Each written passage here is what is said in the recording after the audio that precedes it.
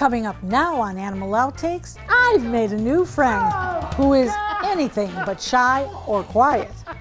Marcia, you're just a bird magnet. We're visiting the Birds of Paradise Sanctuary, a place where abused and unwanted exotic birds are provided a safe haven. And we're on the lookout. We tag along with a group of volunteers in Duette, Florida, who are keeping track of butterfly biodiversity. We visit the largest preserve in Manatee County to learn more about these fascinating flyers. Plus, we get up close to this albino Burmese python and talk about why these are now prohibited in the state of Florida. This and much more straight ahead on Animal Outtakes.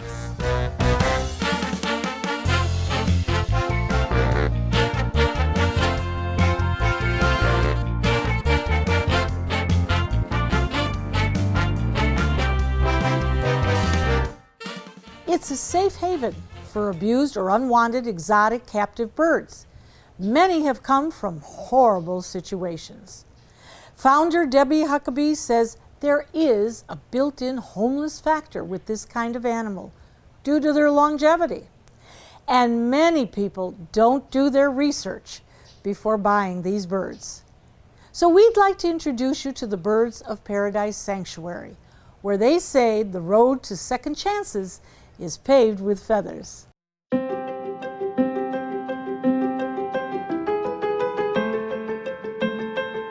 We have about 6.5 acres here. We have 275 birds and about 20 volunteers that come several times a week to help us take care of the birds.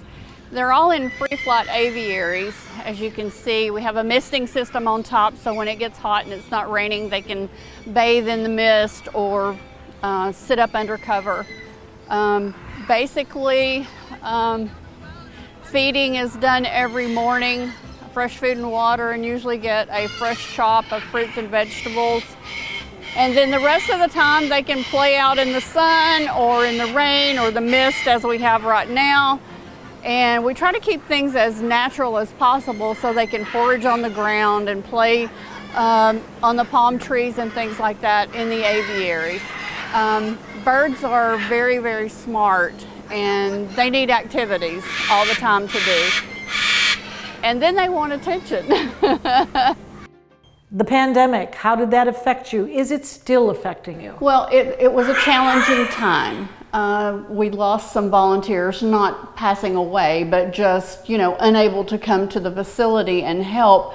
But more than that, we lost sponsors because people weren't able to work, so they couldn't, do their normal donations and things like that. It was a trying time because we did lose some friends to COVID, and unfortunately, it's something that we're still living with. Now, what about the birds? Did your population increase? Did it decrease? Stay the same? It mostly stayed about the same. We had some issues with adoptions because we closed the facility for a while because it was just too dangerous to have people here. We're still limiting our adoption program to one family at a time. So this is our new adoption center. So we'll still limit it to one family at a time so we can control the exposure, if you will. Sure. How many birds do you have now? About 275. Oh, well, what can I say? That's a lot of birds. Well, I'm still getting calls and emails every day for birds to be surrendered because people don't really educate themselves when they get a bird. And it's not like a dog or cat that lives 20 years and they're done. These birds can live up to 100. So there's a built-in homeless factor because they outlive their caretakers. And then they outlive the next caretaker.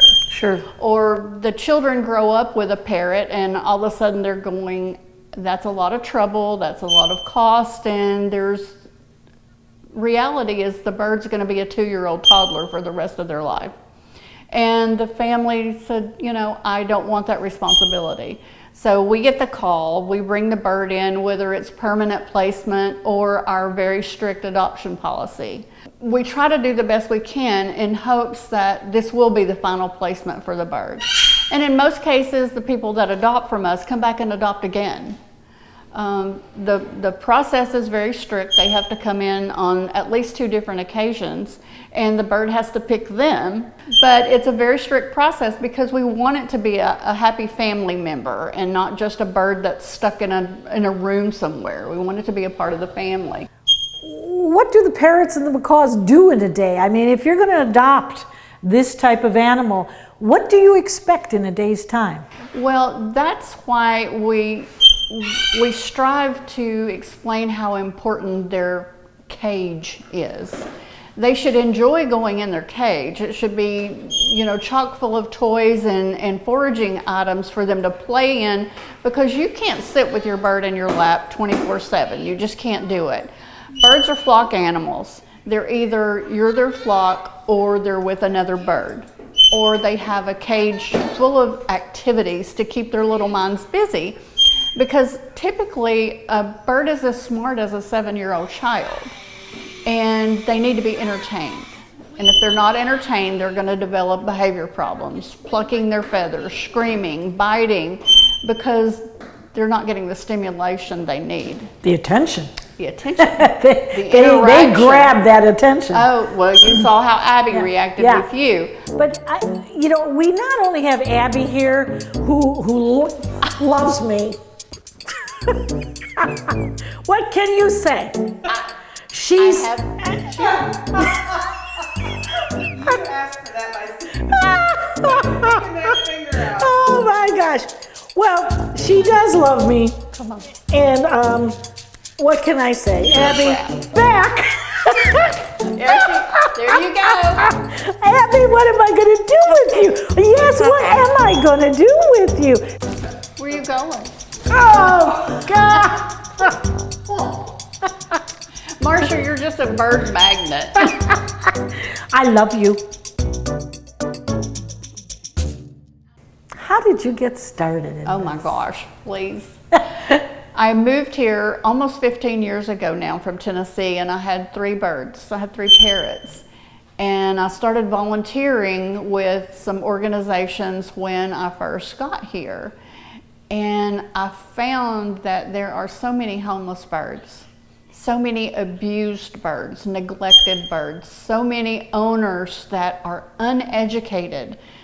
I am surprised that people that have had their birds for 10, 15, 20 years don't have any idea about proper diet.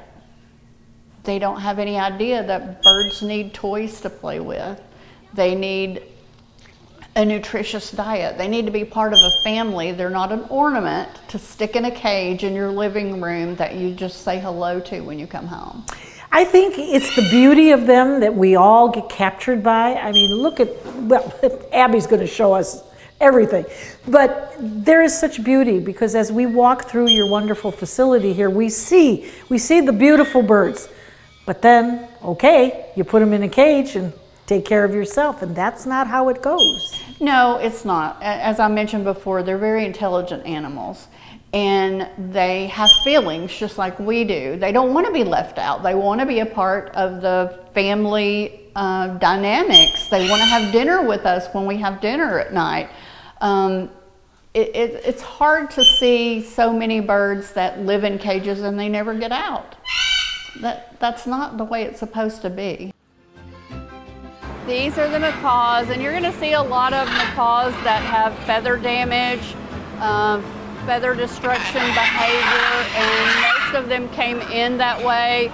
You'll see a little bit of feather growth, but once they pluck their feathers to a certain point, they don't regrow because their follicles are damaged. I get calls all the time about people that have birds and are concerned about what's going to happen to their birds. Those are the people that I love to talk to, because they know what it's about and they get it.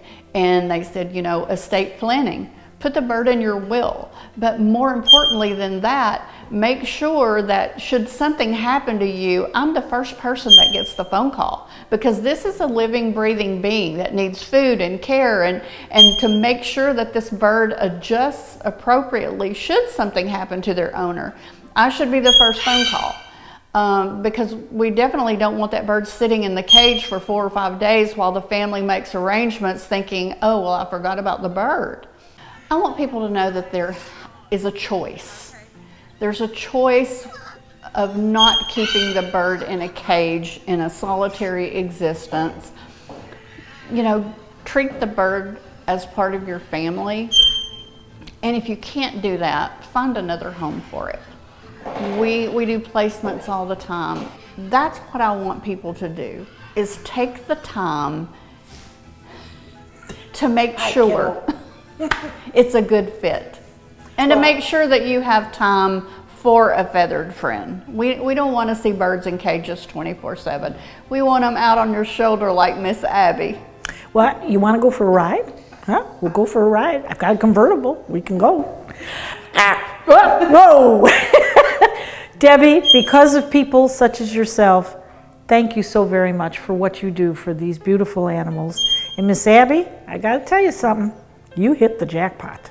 For more information on the Birds of Paradise Sanctuary, you can go to their website, birdsofparadise.org. Coming up next on Animal Outtakes, from dung beetles to buckeye butterflies, we're exploring a nature preserve in Manatee County. You never know what you can find if you just take the time to look around. That's next. Dante's Den presents Top Dog 2021. Join us for a one-of-a-kind dog show. Enjoy dinner and cocktails, and have your dog compete to win the Top Dog Award. Don't miss a chance to meet our special guest, renowned psychic Michael Bodine, all emceed by Bob Harrigan of ABC 7. Choose your night, Saturday, October 9th, 6 p.m. at the Bradenton Yacht Club, and Saturday, October 16th, 6 p.m. at the Bird Key Yacht Club. Get your tickets now. I need a vacation. Life is exhausting. I want to relax and enjoy some me time. Then Dante's Den is the perfect place for your vacay stay. Spacious air-conditioned dens, plenty of room to exercise and run, and a pool to swim in. Whether it be an overnight stay, short or long-term, Dante's Den is waiting for you. For more information, visit dantesden.org. Ah, my land shark in the water! You love your dog, but is he hard to handle? Barking, biting, jumping, chewing, hard to walk? Is your dog aggressive? Have you tried everything and nothing worked? I'm Will Thomas. Dogs are my passion. I can help you with your dog. My methods are so unique, I only need one session in your home. To learn more, look at my website, willthomasdogwhisperer.com, or call me at 941-377-0243. I can help you fast. What's going to happen to me if something happens to you? That's when Dante's Den steps in. You can make plans for your pet's continued lifetime care in the event you can no longer be there for them. Amenities include spacious dens, medical care, area to run free, and a swimming pool. Plus, all the love and cuddling your pet needs 24/7. Call us or visit dantesden.org for more information.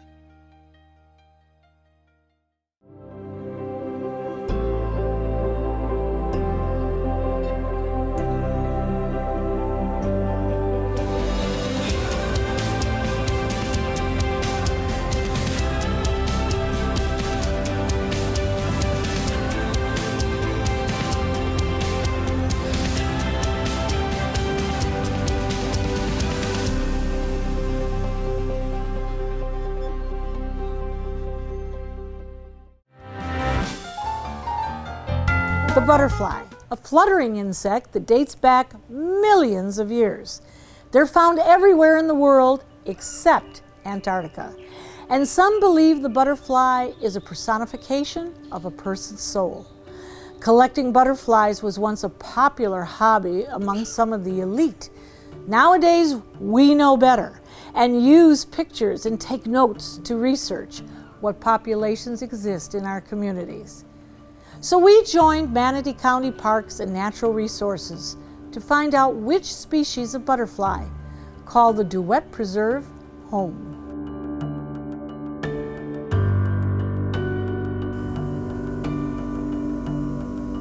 We are going to have the Headwaters Butterfly Count today. It is one of 4, and it's the 6th annual one for Manatee County. We are going to be taking volunteers out to the seldom explored preserve to count butterflies. What does that mean and why do we care about it? So butterflies are indicator species.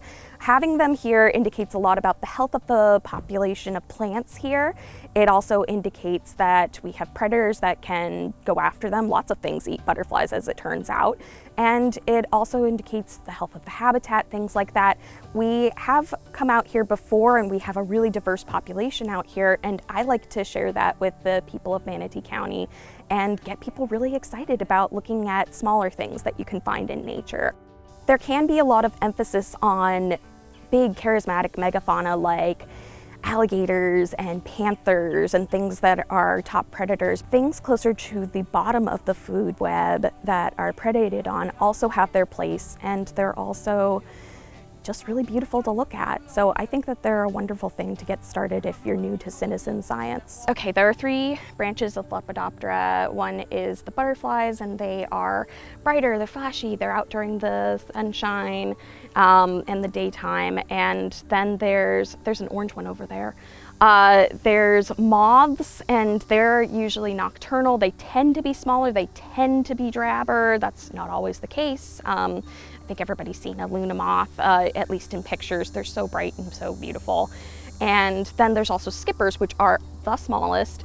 They tend to hang out closest to the ground. They like to skip really quickly between different sites. I think that's mostly what we're seeing out here.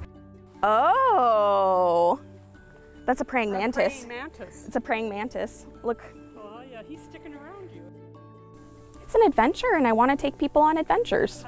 And today is just a hike with a purpose in nature, and that one is to get as close as possible to cute little butterflies and moths and caterpillars and skippers, all of the above. It's not just about the butterflies. And I want to encourage people to look a little closer at them. You know, October seems to be good, but really starting in September, it seems to be where it's so hot and so muggy that, you know, they're awake early. It turns out butterflies do not like cold snaps. And if there is one, we're not going to see any that day. So before it starts actually getting cold is the perfect time. We'll be right back. Dante's Den presents Top Dog 2021. Join us for a one-of-a-kind dog show. Enjoy dinner and cocktails, and have your dog compete to win the Top Dog Award. Don't miss a chance to meet our special guest, renowned psychic Michael Bodine, all emceed by Bob Harrigan of ABC 7. Choose your night, Saturday, October 9th, 6 p.m. at the Bradenton Yacht Club, and Saturday, October 16th, 6 p.m. at the Bird Key Yacht Club. Get your tickets now.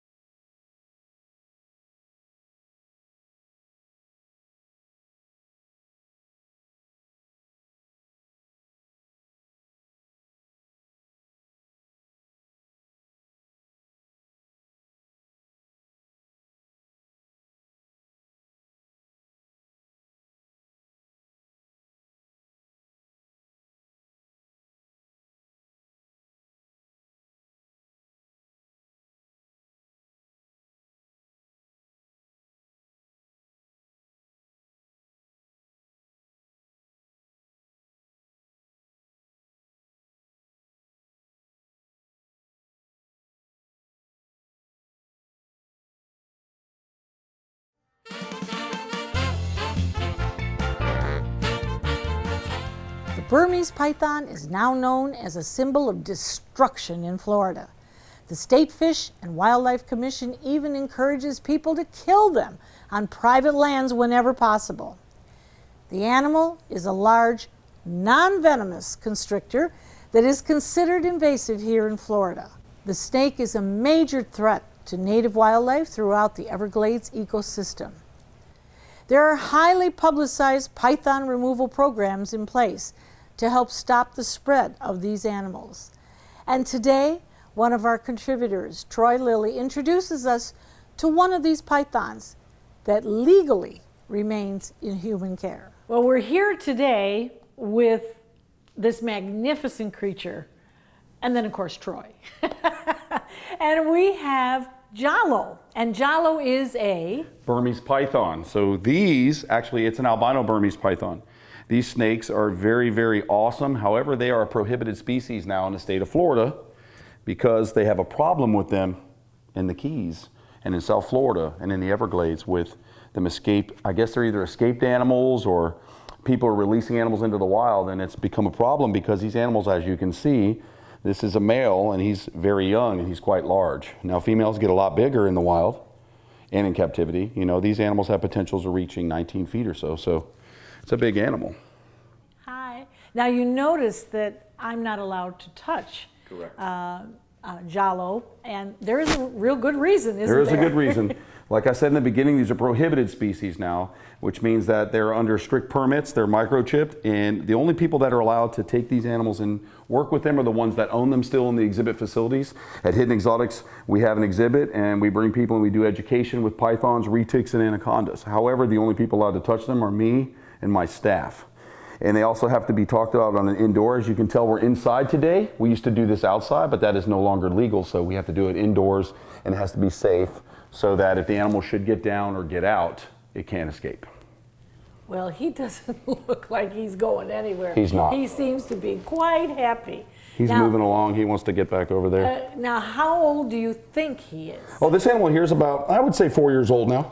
We've had it since it was a little booger, so it should be about 4. If I look at the dates, about 4 years old from when it hatched. And how old do you think he'll get?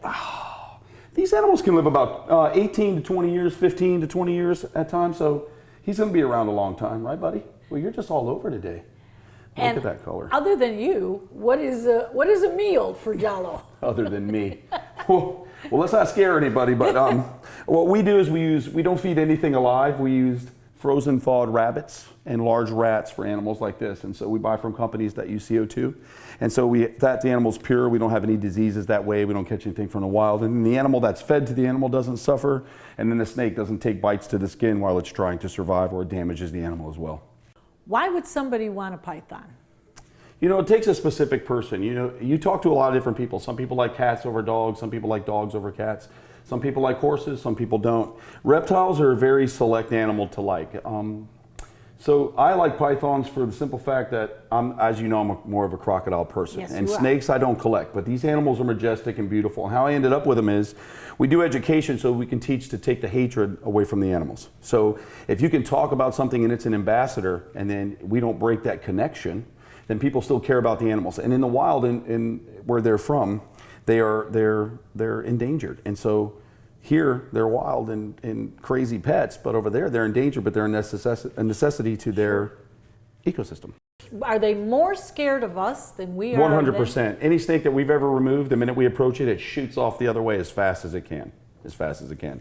So when people get hurt by these, it's because one, we're trying to grab them to remove them, or we're playing with them and we shouldn't be doing something that we're doing at the time, and we'll take a bite, or, you know, a lot of time when these animals bite, it's just a feeding response. So if you have it as a pet, anywhere else other than the state of Florida, if you have these as a pet, I recommend when you feed the animal outside of its enclosure, because if you feed it in its enclosure, anytime you open that door, it's time to eat, right? So that's what happens. And then instead of it eating, you get bit, and then it's an issue.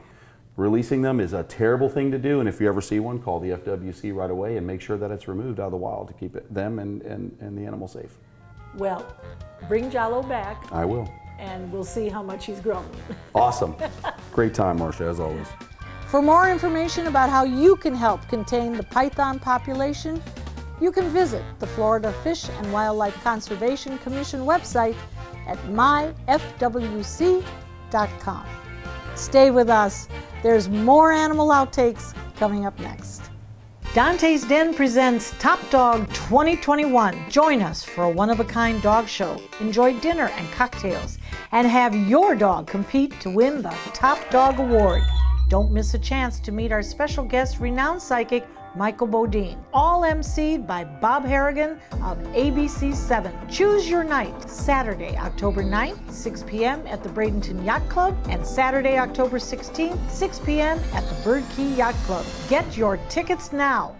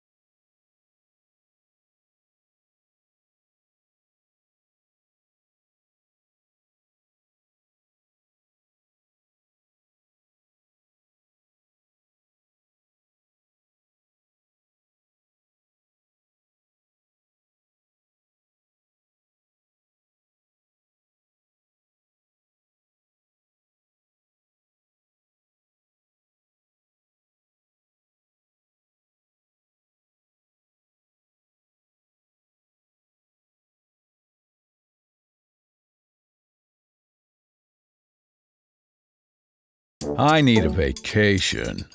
Life is exhausting. I want to relax and enjoy some me time. Then Dante's Den is the perfect place for your vacay stay. Spacious air-conditioned dens, plenty of room to exercise and run, and a pool to swim in. Whether it be an overnight stay, short or long-term, Dante's Den is waiting for you. For more information, visit dantesden.org. Ah, my land shark in the water!